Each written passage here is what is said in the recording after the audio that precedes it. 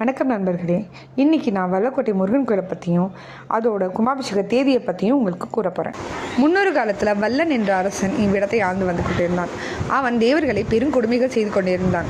அவன் கொடுமைகளை தாங்க முடியாத தேவர்கள் முருகனிடம் சென்று மன்றாடினார்கள். முருகர் அவ்வசுரனை வதம் செய்து அவர் வேண்டுகோளுக்கு இணங்க இவ்விடத்திற்கு அவர் பெயரையே சூட்டி அதனாலேயே இவ்விடத்திற்கு பெயர் வல்லக்கோட்டை என்ற பெயர் வந்தது. அது மட்டுமில்லாமல் 1700 ஆண்டுகளுக்கு முன்பு இலங்கை என்ற தேசத்தை சலகொண்டபுரம் என்ற நகரில் பகிரதன் என்ற மன்னன் ஆண்டு வந்தான். அவர் நாரத முனிவரை ஒரு முறை அவமானப்படுத்தியதில் கோபமடைந்த நாரத முனிவர் திக்விஜயன் என்ற அசுரனின் துணை கொண்டு அவரை வென்றார்.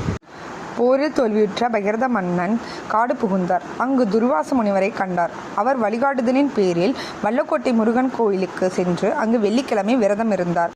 முருகனின் அருளோடு தன் நாட்டை திரும்ப பெற்றார். இப்போது வல்லக்கோட்டை முருகன் கோயில் கும்பாபிஷேக தேதியை தெரிஞ்சுக்கலாம். வர்ற ஜூலை மாதம் 7ஆம் தேதி 2025 காலை 9 to 10 மணி அளவில் வல்லக்கோட்டை முருகன் கோயில் கும்பாபிஷேகம் நடைபெற இருக்கு. அனைவரும் வருக, அருளாசி பெறுக. கந்தவேல் முருகனுக்கு அரோகரா, வெற்றிவேல் முருகனுக்கு அரோகரா, வீரவேல் முருகனுக்கு அரோகரா.